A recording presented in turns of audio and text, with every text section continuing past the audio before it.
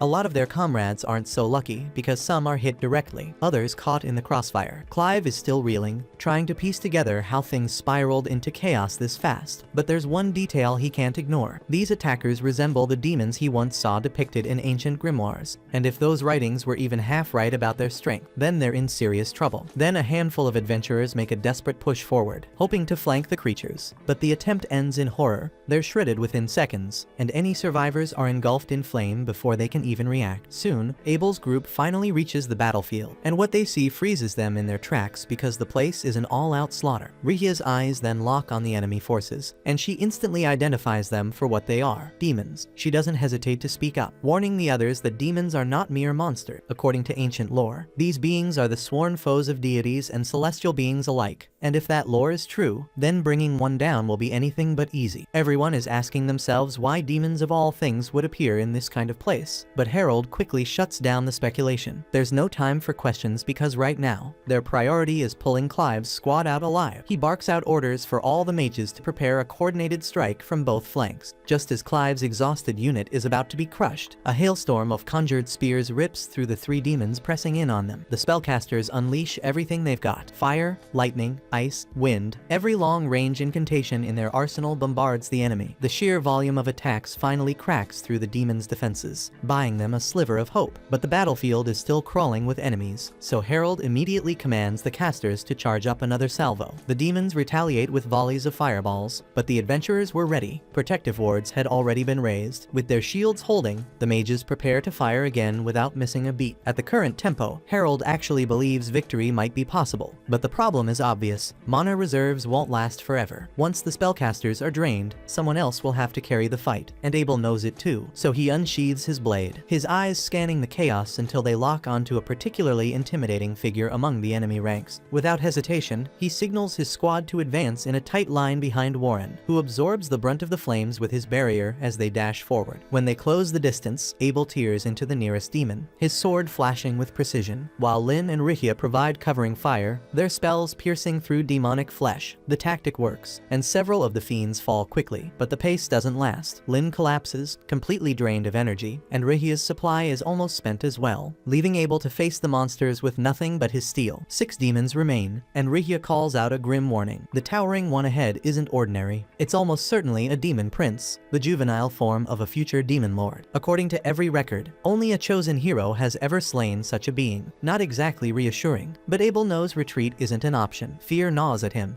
but it isn't as paralyzing as when he once faced the griffin, and that memory steals his resolve, so he charges and manages to cleave through 2 demons in a single stroke. But the victory is short-lived because the demon prince finally takes notice. Its eyes flare with murderous intent as it unleashes a concentrated blast of energy straight at Rihia and Lin, forcing Warren to hurl himself in front to save them. But the blast knocks the 3 out. The battlefield is stripped down to just Abel and the demon prince, and for a fleeting moment, Abel convinces himself he might stand a chance in single combat. That fragile confidence shatters instantly when the demon prince vanishes in a blur and reappears right in front of him, knocking his blade aside with terrifying ease. Abel steadies his weapon and keeps his composure, but deep down, he knows he's completely outclassed because his speed, strength, and skill don't even compare. Then out of nowhere, Clive hammers the demon prince from across the field with a heavy spell, but the attack barely singes the monster, and now the remaining demons redirect their fury toward Clive's unit. Their barriers crumble under the assault, leaving the researchers to be engulfed in fire. The longer this goes on, the more hopeless it looks, so Abel takes his last gamble. As the demon prince lunges, Abel activates his zero-turn technique. With a sharp twist, he deflects its blade and pivots instantly, aiming a deadly slash at its throat. But the prince anticipates the maneuver, sidesteps effortlessly, and hurls him aside like a rag doll. Abel struggles to rise, his body nearly giving out. The demon prince approaches calmly, sword raised high, ready to end him with one swing. At that exact instant, Abel hears the distinct sound of a single droplet of water, and then Ryo smashes through the ceiling above, and Abel can hardly believe his eyes. For a moment, he thinks he must be hallucinating because of all people. Ryo showing up here feels impossible. Ryo then tells him that a lot of people are worried about him and the others, so they should head back as soon as possible, and he'll handle the monsters here for now. Abel immediately tries to warn him, insisting that this isn't just any monster, it's a demon prince, but Ryo doesn't seem fazed at all. In fact, he chuckles, thinking Abel must be exaggerating. After all, he's already fought a true demon before, and this thing doesn't feel nearly as terrifying. If it really is a child version of a demon lord, then its weakness explains everything. As he strides forward, the demons that remain attempt to incinerate him with a barrage of fire, but Ryo answers with a wave of icy lances that cut through their flames, and before they even register what's happening, he uses a water jet cutter from behind them to decapitate them all. The demon prince freezes as it watches the decapitated remains of its subordinates crash at its feet. Rage boils in its eyes, and it knows now that Ryo won't be anything like the easy prey before. Tightening its grip, the prince raises its weapon and prepares to fight for real, and Ryo smirks with anticipation, draws his sword as well, eager to test just how strong this so-called heir of a demon lord really is.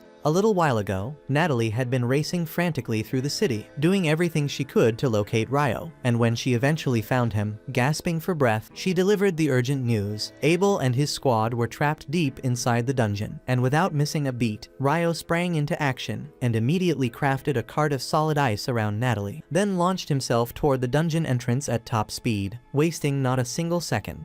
During the ride, Natalie managed to bring Ryo up to speed with all the details of the situation, and by the time they arrived, he had a solid understanding of just how bad things were. He thanked her for reaching out, though one question lingered in his mind: how did she know to look for him in the first place? So Natalie explained that back when they first met, Abel had told her that if anything ever went wrong and he wasn't around to help, she should go find Ryo immediately. According to Abel, Ryo was the most dependable person he knew. That definitely sounded like something Abel would say, and it warmed Ryo's heart to hear how much trust his friend had in him. Still, there wasn't time for sentiment, and he turned and sprinted toward the dungeon gate without hesitation. The adventurers stationed at the entrance tried to block his path, but Ryo had no patience for delays, so he summoned thick walls of ice to trap them behind and made his way inside without slowing down. And as soon as he was inside, he remembered that Natalie had told him the signal came from the 40th floor, but there was no way he could take the long route, not when every second counted. So he cut straight through the floors using high-pressure water blades, which is how he ended up reaching the bottom in record time. Right away, the demon prince lunged in for a strike, but its speed was laughable, nowhere near enough to land a hit on Ryo. With complete ease, Ryo sidestepped the attack and decapitated the creature in one clean sweep. Abel and the rest of his team were stunned because they couldn't believe Ryo had taken down such a powerful enemy so effortlessly. But the fight wasn't over yet, and to everyone's disbelief, the demon prince picked its severed head up from the ground and reattached it like nothing happened. Ryo acknowledged that this regeneration ability could be a minor annoyance, but realistically, the demon prince had no chance of doing any real damage to him. Just to make it crystal clear, Ryo conjured over 200 razor-sharp water jets surrounding the creature from every angle, and before it even had time to comprehend how badly things were about to go, it was already too late because Ryo vaporized the demon prince's body into fine dust, and this time there was nothing left to regenerate. With the battle officially concluded, Abel turns to Ryo and expresses his deep gratitude for the rescue, but Ryo casually brushes it off, saying words are cheap, and if Abel truly wants to thank him, then he can pick up the tab for dinner tonight. Just then, Harold steps forward and introduces himself as a representative from the Bureau of Royal Magicians. He expresses sincere appreciation for Ryo's intervention, saying that without him, they absolutely would have perished down here. But Ryo insists there's no need for thanks because he never turns his back on people in danger, and if anything, he regrets not arriving sooner. Maybe then, the number of casualties could have been minimized. Harold agrees, saying the entire incident is still a tragic loss. He explains that once the mages regain enough energy, they'll begin recovering the fallen so their remains can be properly honored and laid to rest. In the meantime, Abel has a request, and he asks Ryo to help him harvest magic stones from the slain devils, because he plans to use the funds to support the families of those who didn't make it. Ryo is happy to assist, but there's something that's been bothering him since he got here. When he dropped down from the 39th floor, he felt like he passed through some kind of magical field, but the moment he took out the demon prince, that sensation vanished completely. And that's not all, because during his descent, he used a detection spell and picked up something unusual coming from the staircase. They plan to check it out before leaving, but for now, their priority is gathering as many devil stones as they can. Even with all his experience, Harold admits this is the first time he's ever actually seen one. There aren't any trustworthy documents describing them either, since devils tend to appear seemingly out of thin air. Some scholars believe they might possess the ability to manipulate space and time, but that theory has yet to be confirmed. Elsewhere in the world, a different scene unfolds. The hero's party has just triggered an ancient altar designed to summon the demon lord. A few seconds later, a swirling portal materializes before them, and out steps Leonore. The hero immediately assumes she's the demon lord and calls her that out loud, much to her confusion because last she checked, that wasn't her title. In reality, she just followed a strange energy signature she sensed and decided to check things out. But the moment she hears this guy is a hero, her mood shifts, because if he really is a hero, then he must be strong, and if that's the case, then she's absolutely down for a fight. The hero then boldly raises his weapon, declaring with full confidence that today is the day he slays Leonore, and she perks up with excitement, clearly ready for a thrilling duel. But within moments, her anticipation is crushed because this guy is pathetically weak. She barely put any force behind her swing, yet her blade sliced straight through his chest, so the disappointment hits hard. She pulls her sword back and glances at the rest of the party, who are frozen in place, visibly horrified and unsure of what to do. Leonore doesn't particularly get a thrill out of killing people, so she flashes behind the party's mage and casually suggests they just call it quits and head home. If their so-called hero couldn't last a second against her, then none of them would fare any better. And by the way, they should probably tend to their wounded hero, since she didn't hit any major organs, so if they act fast, he might still make it. Thankfully, the party chooses the smart option and immediately scrambles to stabilize their fallen comrade. And while they're busy treating his wounds, Leonore strolls over to inspect the altar. The fight was a total letdown, but she's at least intrigued by the magic gem they used to summon her. It radiates unusual energy, and she considers the trip worthwhile after all, and with a flick of her hand, she teleports the gem into her storage space. From the ground, the hero yells for the demon lord to stop, but Leonore is seriously getting tired of the title. She turns to face them and bluntly says she's not the demon lord. The entire group is stunned because if she's not the demon lord, then how the hell is she that powerful? Leonore doesn't really have a satisfying answer because from her perspective, they're just hilariously underpowered. Still, she gives them a sliver of credit because at their current level, they might be able to beat the real demon lord if they actually coordinated properly. But as for her, she's way beyond that weakling. The hero looks shaken because he can't process the idea that beings stronger than the demon lord are out there, so he starts wondering how the hell a regular human like him is supposed to stand a chance against that shit. But Leonore assures him that it's not impossible because in fact, she's fought a human once who matched her blow for blow, and she thinks his name was Ryo. That guy was incredible because fighting him had been a real blast, and if she had to assign a power level, she'd say Ryo was about 10,000 times stronger than the hero currently is. With that parting thought, Leonore vanishes in a flash, leaving the hero's party to sit in stunned silence and carry on with whatever was left of their shit day. Meanwhile, back within the depths of the dungeon, Ryo and the rest of the adventurers are making their way toward the staircase to begin their ascent to the surface. Once they reach the spot, Ryo points out the oddity he mentioned earlier to Harold. It appears to be some sort of magical crystal, but Harold has never seen anything quite like it before far and can't determine what it's meant to do. Curious, he decides to bring it topside for proper study and slips it into his storage pouch before they resume their trek upward. Eventually, the entire party safely emerges above ground, and Hugh begins organizing treatment for the injured adventurers. Meanwhile, Natalie reunites with Abel and the others to make sure they're all in one piece, and Abel personally thanks her for thinking fast, because if she hadn't gone looking for Ryo, they wouldn't have stood a chance. Everything seems to be winding down smoothly now, and Hugh is clearly relieved that Abel's team made it out alive, because if they had perished in the dungeon, the fallout would have been disastrous. That said, Hugh still has something he wants to bring up. He turns toward Ryo and demands an explanation for why he barged past the gate guards and entered the dungeon, despite knowing it was off limits. Ryo honestly wasn't expecting Hugh to circle back to that, but he owns up to it and offers a genuine apology for violating protocol. Before Hugh can press the issue further, Harold steps in to defend him, urging Hugh to cut Ryo some slack. After all, if Ryo hadn't taken action when he did, none of them would be alive right now. Hugh is taken aback and asks Harold to elaborate, but Harold suggests they speak privately and invites Hugh to a nearby tent. Once they're alone, Harold explains everything that unfolded below, detailing the encounter with the devils and the appearance of the demon prince, and Hugh listens in stunned silence. The idea that devils are showing up at a time like this is unreal, and the fact that anyone survived is nearly impossible to believe, so he assumes Abel must have done something extraordinary to protect the group. Harold agrees that Abel fought bravely, but even he wasn't able to stand up to the demon prince. In fact, he was seconds away from being killed until Ryo arrived just in time. Hugh was still trying to wrap his head around everything. He'd always known Ryo was gifted, but he never imagined the kid was capable of facing down a demon prince on his own. But Harold quickly corrects him that facing isn't the right word, because what Ryo did wasn't a duel, it was a complete massacre. He annihilated the demon prince and its remaining minions in mere seconds, unleashing magic so overwhelming it bordered on horrifying. And after seeing that firsthand, Harold tells Hugh that their #1 priority from this point forward should be making absolutely sure Ryo remains an ally of this nation, because if someone like him were to turn against them, the consequences would be catastrophic. With that in mind, Harold asks for Hugh's cooperation in redacting all traces of Ryo's power from the official report, because the last thing they need is for some clueless noble to learn about Ryo and start demanding the impossible from him. The next morning, Ryo is wandering through town when a mouth-watering aroma catches his attention. He follows the scent to a cozy eatery known for its legendary curry, and to his surprise, he finds Sarah already seated inside. She's equally shocked to see Ryo, but admits she can't blame him because the food here really is worth the hype. They both place their orders, and since they finally have some time to talk, Sarah asks Ryo where he's been staying. Ryo replies that he's currently living in the guild dorms. That catches her off guard because those rooms are usually reserved for newbies. Ryo explains that he technically is still a rookie, even though he was promoted to D rank right after joining the adventurer registry. Sarah raises an eyebrow because instant rank promotions are incredibly rare, but judging by his aura and confidence, it checks out. Once they finish eating, the two step outside. Ryo turns to her and asks why he never sees her around the guild if she's a registered adventurer. Sarah explains that it's a bit complicated. She's been working under a long-standing contract in the royal capital, so she rarely has to check in with the guild at all. She currently serves as a sword instructor for Margrave Loon's Knight Battalion, and since they're already on the topic, she asks Ryo if he has any plans coming up, because she'd really love to spar with him sometime for fun. A short while later, Ryo and Sarah stand across from one another in the training arena, moments away from beginning their duel. Before they start, Ryo curiously asks how she even knew he used a sword, especially considering he's a mage. Sarah explains that it was obvious to her from his posture and the way he moved. Besides, it's not all that rare for a spellcaster to mix in physical combat techniques. As the match kicks off, Sarah lunges at Ryo with a burst of blinding speed. He barely manages to react in time and parries her strike. That alone surprises Sarah because almost no one has ever dodged her initial blow on the first attempt. Ryo is equally caught off guard. He wasn't expecting her to be that fast, but as Sarah admits, she was just warming up, but now she's ready to go all in. Ryo does everything he can to keep up as Sarah begins launching rapid, relentless attacks, but her speed and precision are overwhelming, and despite his best efforts, she eventually overpowers him. When the match ends, Sarah throws her arms around Ryo in pure excitement, gushing about how impressed she is. She hadn't realized just how skilled he was, and very few people are able to withstand her onslaught plot that long, especially considering she was enhancing her movements with wind magic, while Ryo didn't use any spells at all. She'd love to keep sparring, but she has a sword lesson scheduled soon with the Margrave's son, so she has to take off. After saying his goodbyes, Ryo begins walking home. On his way, he bumps into Hugh, who happens to be heading to the guild as well. Hugh invites Ryo to join him, saying there's something important they need to talk about, specifically the dungeon incident where Ryo broke through security and entered unauthorized. Hugh quickly reassures him there's no need to stress because Harold already explained how crucial Ryo's intervention was in saving the investigation team. Hugh is genuinely thankful for that. But that said, the rules are still the rules, and some kind of disciplinary action is required. So instead of a formal punishment, he assigns Ryo a task. Ryo is a little puzzled because it sounds more like a favor than a punishment, but Hugh just tells him not to think too hard about it because the assignment is a simple escort mission. Ryo will be accompanying someone on a round trip to the city of Whitnash.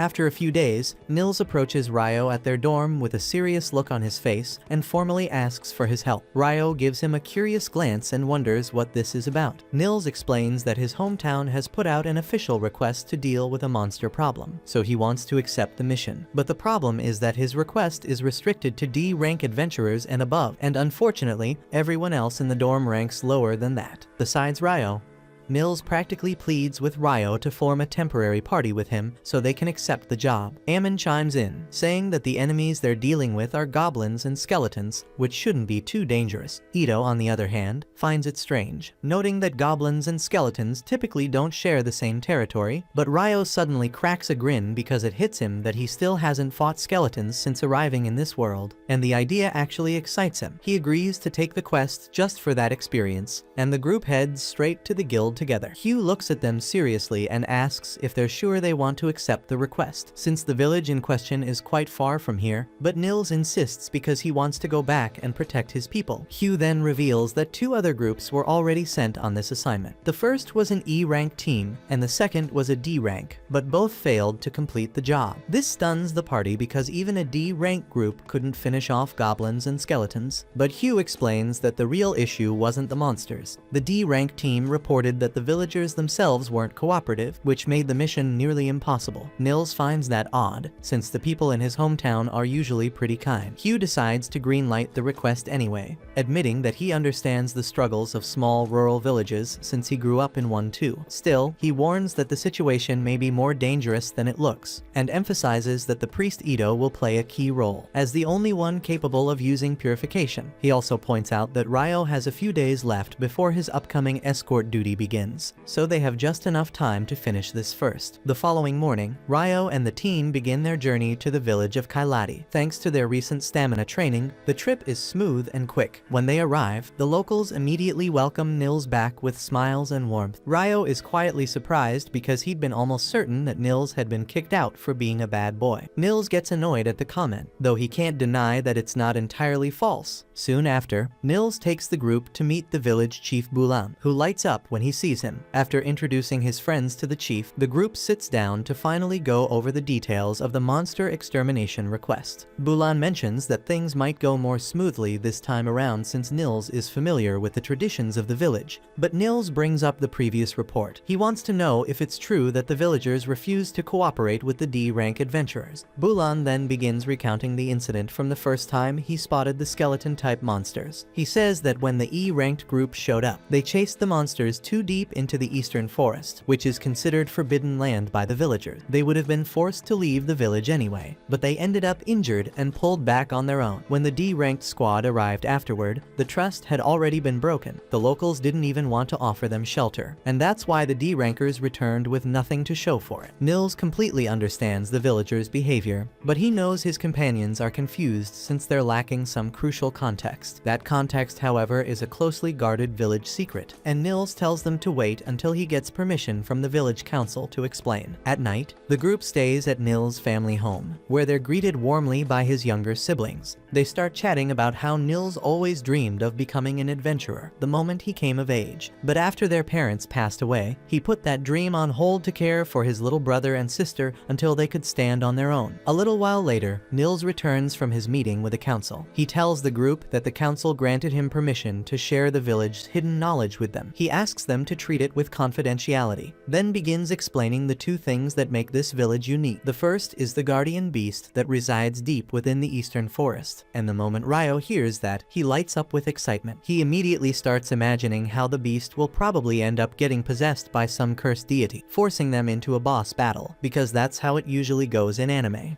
Nils snaps him out of his delusions and continues. The second secret is about the village shrine. He says that tomorrow, the village elder will personally guide them to it. For now, they should rest and prepare for the mission ahead. The following morning, Bulan leads Ryo and the group to the region where the goblins have been sighted. Ito and Ammon discover fresh goblin tracks nearby, and they agree that a nest must be close. Right then, Ryo senses a group of goblins heading toward them, and Nils suggests a strategy. They'll eliminate all but one of them, and let that one run home. That way, they can track it back and wipe out the entire goblin den in one strike. Soon after, the goblins show up at their position, and Ryo quickly responds by freezing them in place using his ice magic. Then the rest of the team wastes no time and dives in to handle the paralyzed enemies, taking them out one by one, while intentionally leaving just one survivor to run back to its den. They trail behind it discreetly, and find it chattering with a group of goblins gathered outside a nearby cave. Ryo suggests clearing out the goblins stationed outside first, and without hesitation, he traps them in another wave of ice, giving his teammates a clean opportunity to finish them off. But right after they deal with the smaller group, their next challenge emerges, and it's a freaking goblin general that steps out of the cave. Nils and the others freeze up, clearly shaken by the sight of a high-ranking goblin. But Ryo immediately slams the general into the dirt using a set of ice chains and casually tells Nils to take care of the rest. With Ryo's support, they're able to bring the goblin general down with ease and recover his magic stone before heading back to Kailati. Once they return, the village elder is already waiting for them and smiles when she hears that the goblins have been handled, and she invites them to accompany her to the shrine. On the way, Ido notices an unusual charm dangling from her staff, while Ryo is deep in his own fantasy, imagining a dramatic scenario where the guardian beast is taken over by an evil force, and he has to defeat it in a fierce battle. Nils, of course, tells him to stop brewing ridiculous ideas in his twisted little brain. As the group moves deeper into the woods, Ito walks beside the elder and asks her about the pendant she carries. He instantly recognizes it as the emblem of the Earth Mother divinity, and the old woman is pleasantly surprised by his knowledge. Ryo naturally gets curious and asks about the story behind it. So Ito explains that long ago, there were 7 divine beings who were once worshipped throughout the land. But over time, all of the churches shifted to honoring only the divinity of light. The elder says that while most of the world forgot the other divinities, their village has remained loyal to the earth divinity for countless generations. She also mentions that she's capable of healing magic too. But unlike modern priests who require chants and incantations, her form of magic doesn't need any of that. Eventually, they reach the mouth of the guardian beast's cave, and the elder calls out to him. She announces that she has brought Nils and his adventurer companions who seek the beast's approval to take on the mission. Ryo can hardly contain his excitement, eager to see what kind of fearsome creature is about to emerge. Then a massive wolf with the ability to speak steps out of the shadows, and Ryo is frustrated because the beast doesn't look cursed or dangerous at all, so no epic boss fight for him. The Them Wolf scans the group, and his eyes pause the moment they land on Ryo. He introduces himself as Enkuzin. Then he asks for Ryo's name, which totally stuns both Granny and Bulan, since the guardian beast has never once shared his name with anyone before. Enkuzin calmly explains that his name tends to be a bit much for humans to pronounce, so he usually doesn't bother sharing it. But with Ryo, he felt compelled to make an exception. He explains that he's distantly related to the fairy tribes, and something about Ryo's aura feels naturally comforting to him. This leaves Ryo puzzled,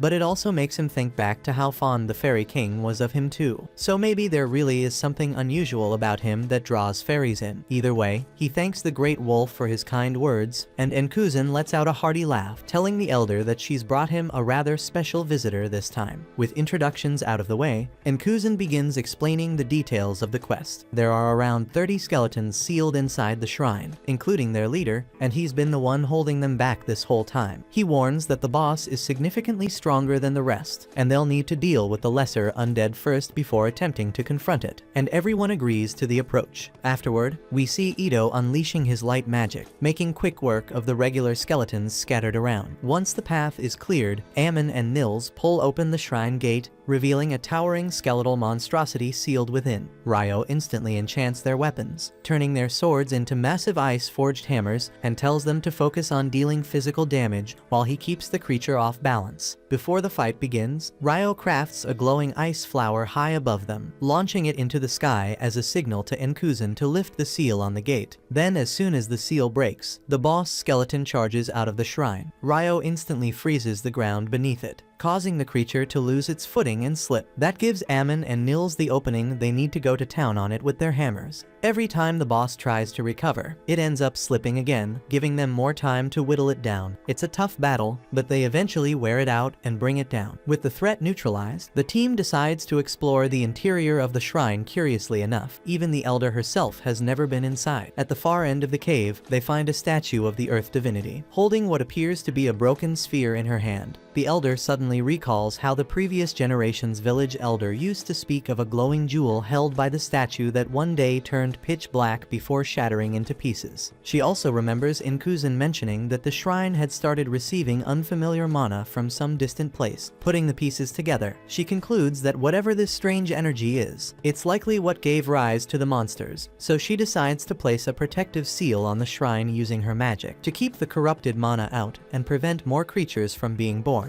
With the mission completed, the group makes their way back to the town of Lune. On the road, they talk about how nearly 300 days have passed since they first became adventurers, and that means their time in the dorms is almost up. Nils and Ito reveal that they've already started making plans, and they ask Ammon and Ryo to move in with them once they rent a house together. Ammon is immediately all in and agrees without hesitation, but Ryo says he needs some time to think about it, since there are other things he still has to factor into his decision. Before long, they return to town, and it's finally time for Ryo to take on the escort mission he'd been assigned, and by pure luck or fate, all his roommates happen to be part of the exact same job. Tagging along to guard a merchant headed for Whitnash, Ryo is more than happy to have familiar faces on the road, and somewhere along the way, Nils casually mentions that they've named their squad room number 10, mostly because Nils couldn't come up with anything better thanks to his hopelessly uncreative brain. Ito and Ammon have already resigned themselves to that ridiculous name, and Ryo doesn't particularly care either. As they travel, the friends begin chatting about how long they'll be staying in Whitnash, and they reveal that their client intends to participate in the Great Port Festival that takes place in the city once every 5 years. Ryo is thrilled by the news, and they explain that the festival will be packed with sights and activities to discover. Before long, the group arrives in Whitnash, where their employer guides them to the inn that will serve as their base. He informs the guards that they are free to enjoy themselves at the festival for the next 10 days, after which they'll head back to Lune. With the announcement over, Ryo and Nils immediately dash off to the food stalls, while the other two follow behind, less enthusiastic. They indulge in the city's street cuisine, much of which feels heavily influenced by dishes from Japan. The following morning, a massive crowd of visitors gathers outside Whitnash's gates, because one prominent guest is having trouble with his documents. The entire line is held up. Among those waiting is Oscar,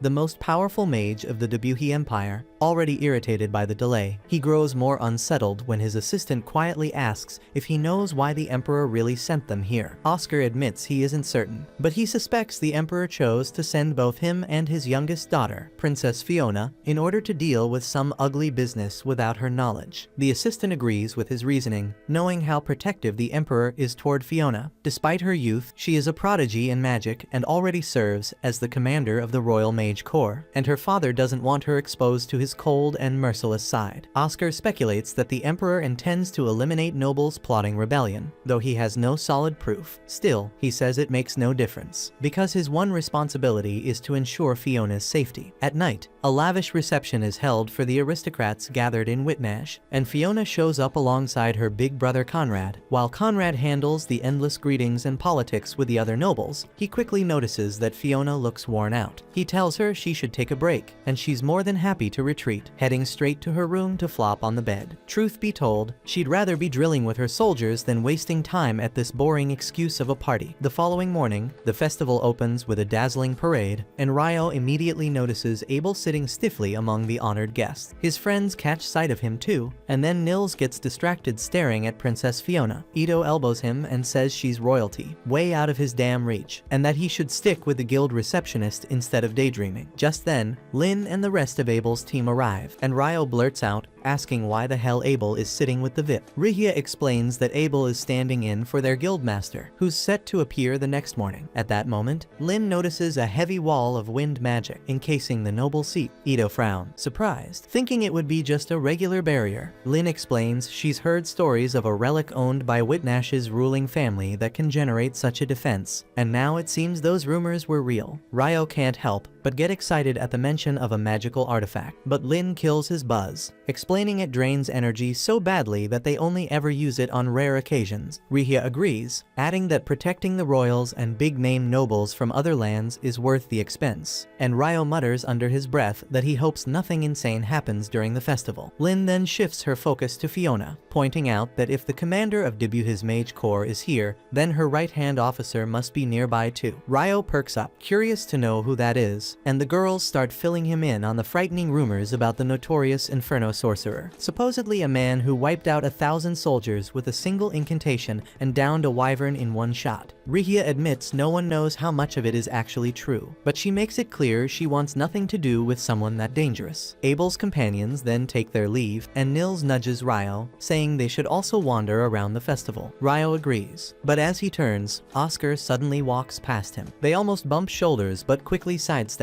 exchange quick apologies, and move along. Ryo continues with his friends, while Oscar pauses, keeping his eyes fixed on Ryo with a sharp, lingering stare. Afterward, Oscar finds himself stuck running errands, specifically hunting down snacks for the princess, because that's the royal task she dumped on him. He's already struggling to juggle everything through the crowd like a damn delivery boy, and to make things worse, his assistant keeps bossing him around to make sure they don't forget a single item from the list. Elsewhere, Abel crosses paths with Prince Conrad, and the prince casually remarks that Abel reminds him of someone he used to know. Abel brushes it off, saying he's probably mistaken, then casually brings up how he ended up sitting beside Fiona earlier. In truth though, his interest seems more focused on Oscar than on the princess. But before he can dig deeper, Conrad quickly makes an excuse about spotting someone in the crowd and walks away without warning. At the same time, Princess Fiona throws herself onto her bed once again. Moments later, Oscar and his assistant arrive with armfuls of food, and Oscar looks like he's been through a war because he clearly hates crowds. His assistant mentions they nearly ran into someone earlier, but Oscar explains the guy was quick enough on his feet to dodge cleanly, so it wouldn't have been a crash even if he didn't move. Fiona asks who they're talking about, and Oscar tells her about Ryo, saying he looked like a spellcaster, but moved like someone trained with a blade. After that, he takes on his usual role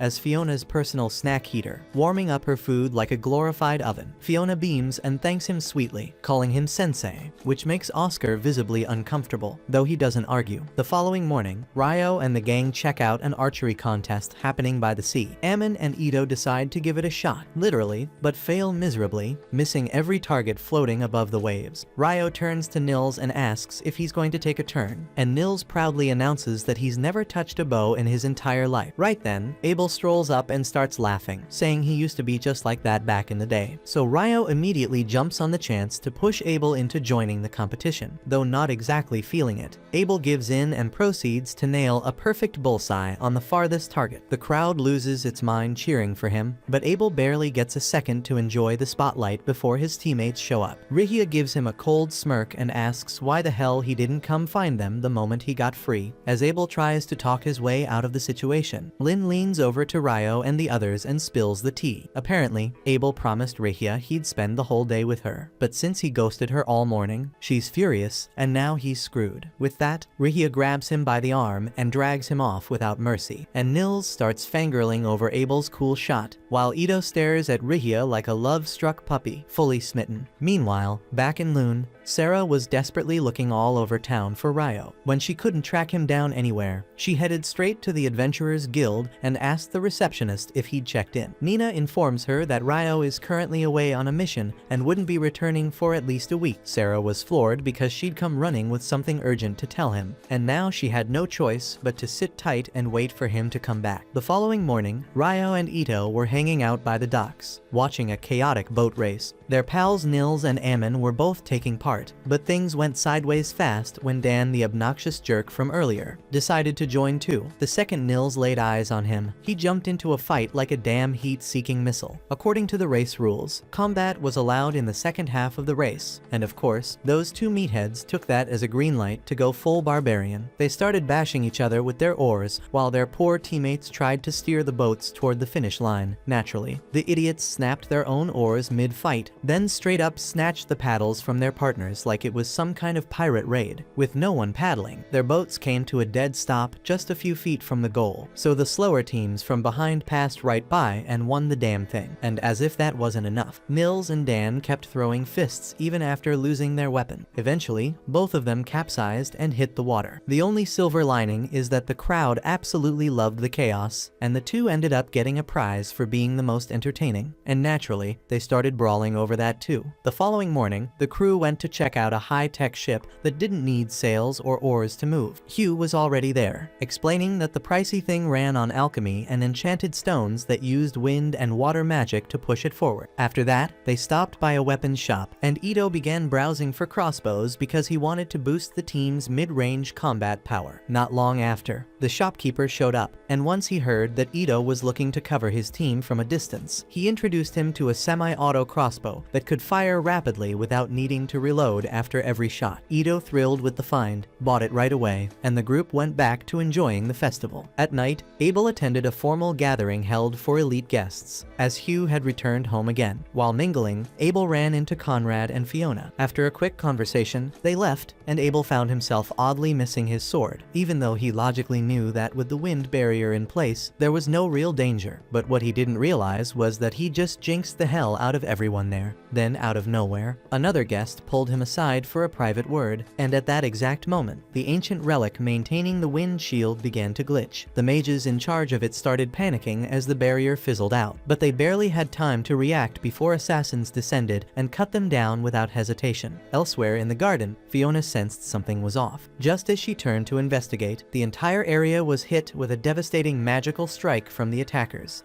Elsewhere, Abel sits in a closed room, holding a private conversation with the Lord of Whitnash. The space is sealed with a soundproofing artifact, ensuring no voices leak out or are overheard, something that makes Abel question why the host of such a formal occasion would go to such lengths for secrecy. And he casually remarks that Hugh should have wrapped up all the administrative tasks before leaving, and the Lord affirms. However, he explains there's a specific reason he asked for this meeting, and he wants to discuss the entry-level adventurer orientation program running in Loon. From what he's heard, it's received glowing praise, and he's interested in adopting a similar framework at Whitnash's Adventurers Guild branch.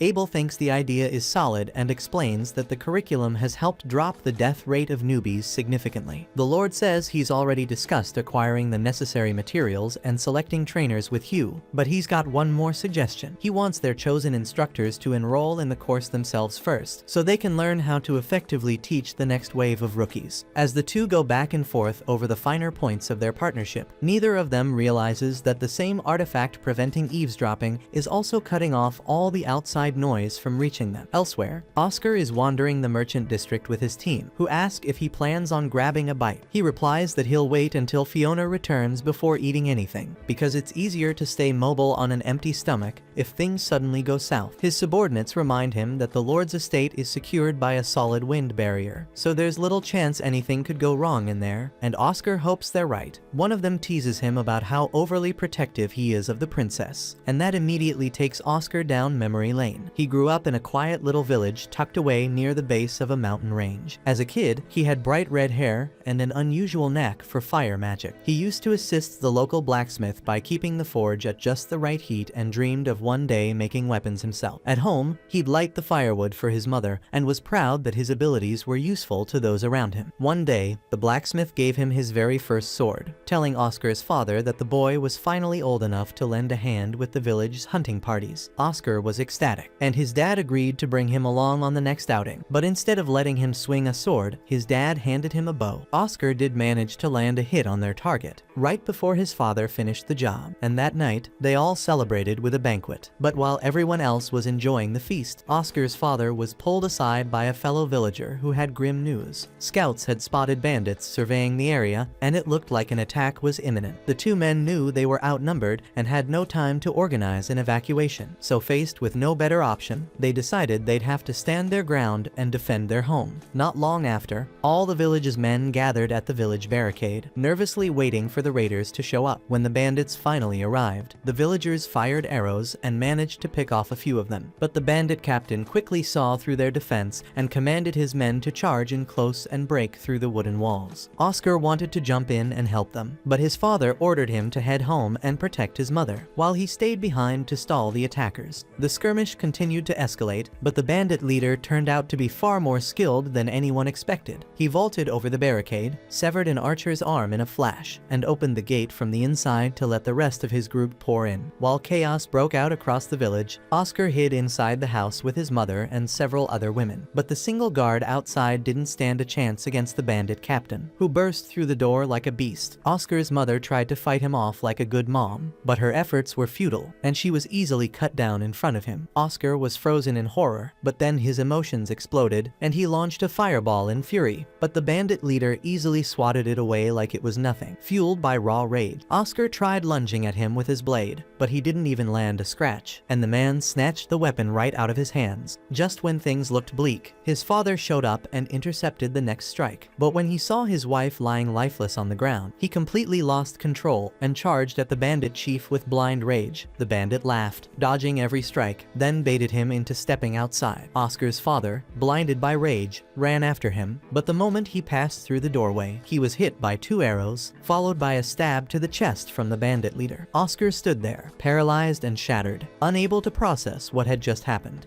But before the bandit leader could land the final blow on him too, another one of his men burst in with a warning. A pack of wolves was heading toward the village, probably drawn by the bloodbath. Reluctantly, the bandits withdrew, and moments later, the blacksmith rushed over to check on Oscar. The blacksmith was horrified by the brutal scene before him, but forced himself to stay composed for Oscar's sake, who had lost all will to live after witnessing his parents' death. In a quiet voice, the blacksmith told him to keep living and become Batman, because that's what his parents wanted. Right then, a pack of wolves encircled the house, and the blacksmith knew what he had to do. He ordered Oscar to head for the riverbank since wolves tended to avoid water, while he stayed behind to hold them off. Oscar took off running with all his strength, 2 wolves snapping at his heels. As he neared the edge of the river, they lunged for him, but he slipped just in time, barely dodging their bite, and tumbled into the water, the current sweeping him far from the village. When he came to, he found himself inside a lavish home, cared for by a wealthy elderly man who had rescued him from the river. The kind stranger allowed Oscar time to mourn his loss, gently reassuring him that his fiery red hair was something rare and special. He explained how red hair was said to be a blessing from the fire divinity itself, and tried to lift Oscar's spirits by suggesting that his future held greatness. Oscar told the man that he had nowhere left to go, and asked if he could stay. The old man agreed without hesitation, but told him he would have to get a proper education, and Oscar agreed immediately. He also pleaded to be trained with a sword because he wanted to be stronger. Things seemed to be looking up, but only a few short years later, tragedy struck again. One evening, Oscar returned home to find the mansion engulfed in flames. Inside, a killer had wiped out the entire family. In a blind rage, Oscar lunged at the attacker and slashed his face, but that was the most he could manage. The man seized him by the head and ran him through with a blade. Oscar collapsed to the floor, bleeding out, but not before he got a full look at the man's face. To his horror, it was the same man responsible for slaughtering his parent. The murderer left with his gang in tow, and Oscar barely clinging to life, memorized the names they shouted before losing consciousness. When he awoke, his hair had turned stark white,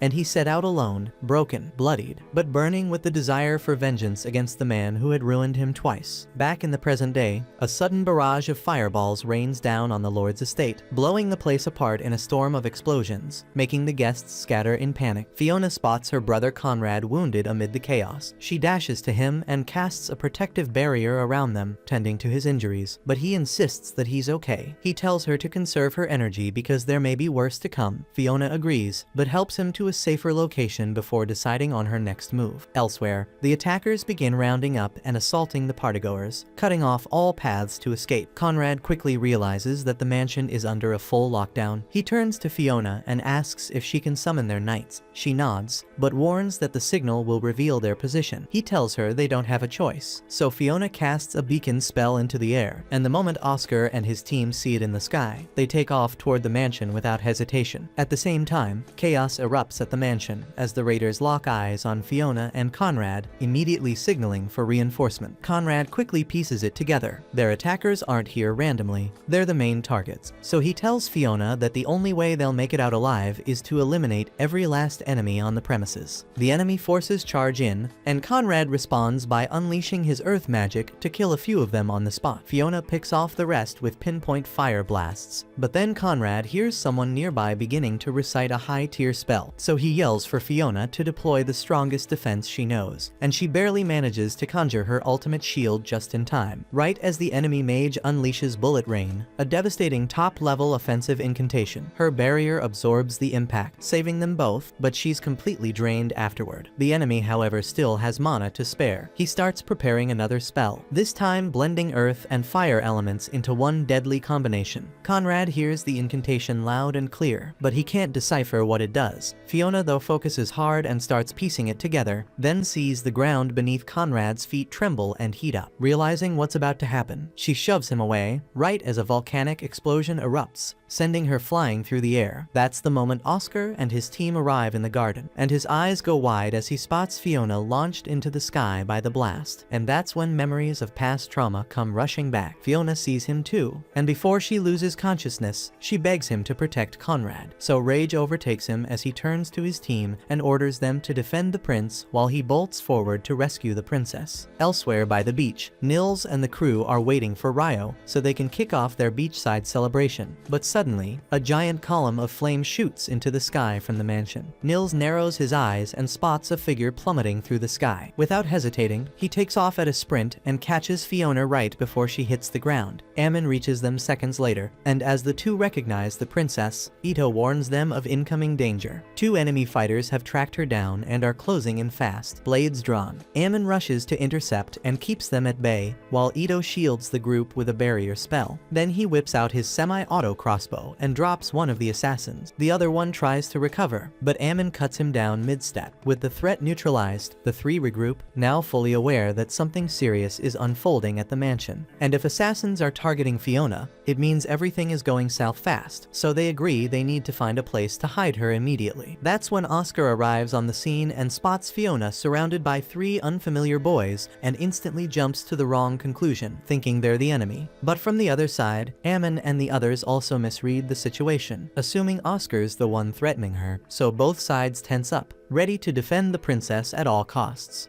In the meantime, Abel exits the council chamber, only to be met with the shocking sight of the Lord's manor ablaze. He curses under his breath, furious that the soundproofing magic had blocked out everything, leaving him completely unaware of the chaos erupted outside. As he struggles to piece together what happened, Prince Conrad catches sight of him.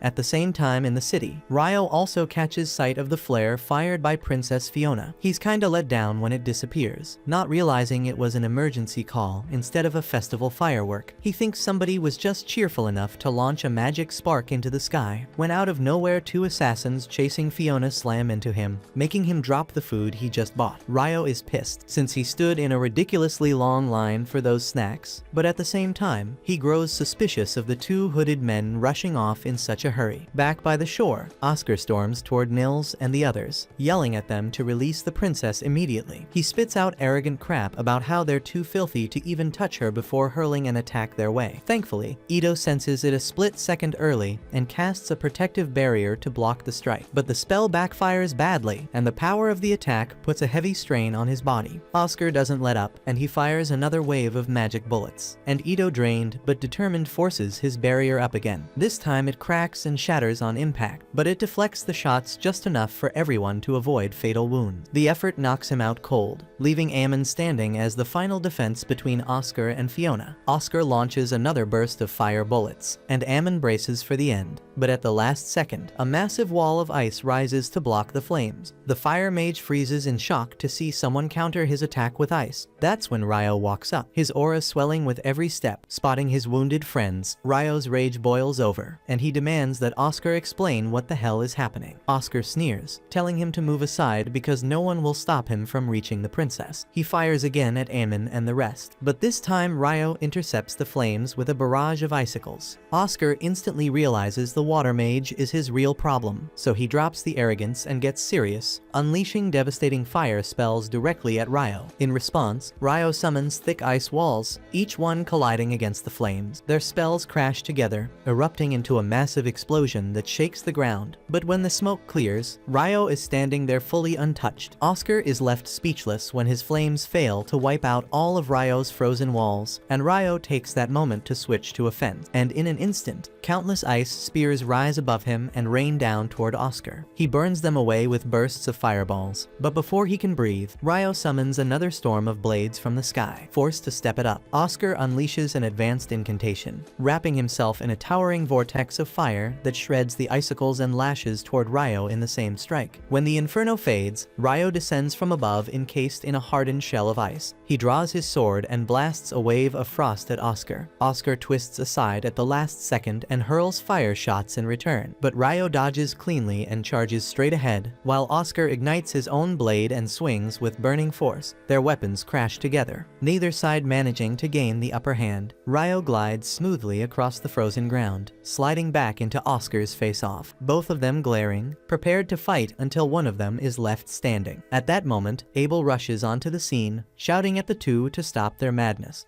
Ryo glares coldly and warns him to step aside, threatening to freeze his ass solid if he keeps interfering. Abel can see the threat is real, so he begs for a moment to try and resolve things without bloodshed. Abel then steps up to Oscar, who clearly doesn't recognize him, so Abel states his name and position as the voice of Loon's guild master, and clarifies that the four boys Oscar has been fighting are adventurers from Loon, not enemies plotting against the princess. He says he understands Oscar's desperate worry for Fiona's safety, but insists that trust is needed and aggression must end here. Oscar hesitates, beginning to consider lowering his guard, but Ryo cuts through the tension. He tells Abel coldly that if he's finished, he'll resume the duel and kill Oscar right now. Abel tries to reason with him, saying he's being reckless, but Ryo refuses. He says he cannot forgive a man who injured his companions. He takes it a lot further, threatening that he could freeze the damn princess herself before handing her back. And that is the final spark that sends Oscar over the edge. Consumed by rage, he calls down a devastating storm of blazing meteors, the sheer sight enough to terrify everyone around. Yet Ryo raises water jets, smashing through the fireballs one by one, and the violent collision bursts into a thick cloud that instantly pours into heavy rain. Our angry boy then turns to Abel and bluntly asks if it's alright to kill Oscar now, but Abel snaps back, shouting that this is a matter of international stakes. He warns Ryo that killing Oscar would trigger a damn war, and nobody wants that outcome. He then moves between the two mages, explaining to Oscar that Prince Conrad himself sent him here to guarantee Fiona's safety. He insists that Oscar's duty is to protect Fiona and Conrad first, then look into the situation properly, instead of raging at a bunch of kids. Abel then faces Ryo, telling him to lower his blade because more bloodshed will only make things worse. But Ryo coldly asks if Abel would do the same if someone had attacked Rihia, and being the painfully reasonable man he is, Abel admits that yes, he would, because Rihia wouldn't want to start a war either. That answer doesn't sit well with Ryo, and in a fit of frustration, he almost lunges to attack both Oscar and Abel, but stops at the last second when he sees that Abel didn't move away. Realizing Abel is genuinely committed to peace, Ryo eases off and tells him to just hand the princess over to Oscar. As Abel moves quickly to help Fiona to her feet, Ryo turns away, finished with his aura farming for now. Oscar eyes him with suspicion, but decides to focus on aiding Fiona first. Then we see Ryo gaze out at the shoreline, recalling how he first crossed paths with Abel during a shipwreck. Then he looks back at his companions, reflecting on how far their journey has taken them. The following morning, everyone has recovered, and Ito beams with happiness upon hearing that Rihia was the one who healed him. Ryo shrugs it off, saying all's well that ends well, but Abel suddenly arrives and calls him a hypocrite. secret. Abel looks drained after handling the political fallout stirred up by Ryo, though thankfully Conrad and Fiona understood the circumstances, so there will be no consequences. Oscar even offered an apology for his actions, which Ryo finds hard to believe. Still, Ryo mocks Abel, saying he was useless last night since he failed to stop the assault on the Lord's manor. Abel brushes the insult aside and instead addresses Nils, Ito, and Ammon, telling them that the princess wishes to personally thank them for protecting her life. She has announced a reward for their efforts, but nothing for Ryo since technically he did not take part in rescuing her. Elsewhere, Sarah is growing restless waiting for Ryo's return. She thinks about how being alone always felt natural to her, but his company changed that, and now she can't help but wonder when she'll see him again. One day, while heading to her favorite restaurant, she unexpectedly spots Ryo already there. Her face brightens with excitement, and when he notices her, he signals for her to join him, so she sits down, and the two start chatting over a warm meal. Afterward, Sarah brings Ryo into the hidden section of the library because she discovered a rare manuscript on alchemy. Ryo thanks her and immediately pulls out a sheet to jot down notes. Sarah points out with a grin that since the original text isn't written on proper parchment, he can't use the transcribe spell. Ryo is stunned to find out there's even a spell that lets people copy documents like a Xerox, and Sarah bursts out laughing, teasing him that it's literally the most basic spell out there. Once Ryo finishes copying the material, he asks Sarah something that has been bugging him for quite some time. He knows she spends endless hours in the library, but the entrance fee is ridiculously expensive, so he wonders how she manages to cover it. Sarah explains that she works under the local lord, and he completely waived her fees. At first, she used to pay it normally, but when the lord discovered that almost 90% of the library's revenue was coming from just her, he granted her lifetime free access. Ryo is genuinely impressed, and Sarah then offers to take him to a transcriber so he can watch the spell being used. While walking, she mentions that even after spending so long around humans, she's still not very familiar with their magic systems. That makes Ryo curious about her age, so Sarah quickly guesses what's on his mind, and with full confidence, she says she's 200 years old. Ryo is floored that she's way too gorgeous for a woman of that age, making Sarah blush furiously. Eventually, she takes him to the transcriber's shop,